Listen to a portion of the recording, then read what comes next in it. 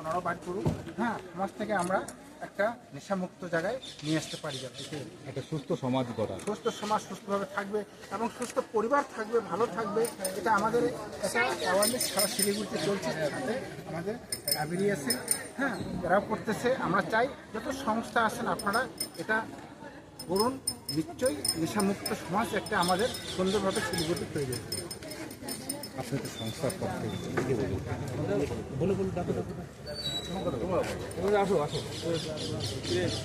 তোমরা তো এই ধরনের উদ্যোগ নিয়েছো, ভবিষ্যতে কি এই ধরনের উদ্যোগ নিতে?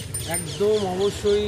এটা আমাদের সমাজের যখন অনেক অঘটন, অনেক অবক্ষয়ের দিকে যায়, তখন প্রয়োজন পড়ে শুভাকাঙ্ক্ষী মানুষ তখন সব একসঙ্গে সংঘবদ্ধ হয়।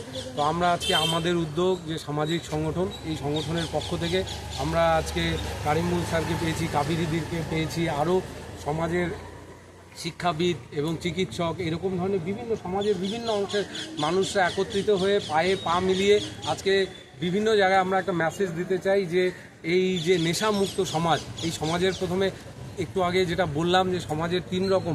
প্রথম ধাপ হচ্ছে প্রথম পরিবার নষ্ট হয়, নিজস্বতা নষ্ট হয়, তারপরে তার আশেপাশের সমাজটা নষ্ট হয় এবং হ্যাঁ সমস্তভাবে এর দায়। এবং আমরা সবাই সম্মিলিতভাবে এর বিরুদ্ধে আমরা আজকে সংঘবদ্ধ হয়েছি এবং পায়ে পা মিলিয়ে আগামী দিনে যাতে নেশামুক্ত একটা সমাজ গঠন করতে পারি, সর্বতভাবে আমরা এর চেষ্টা করছি।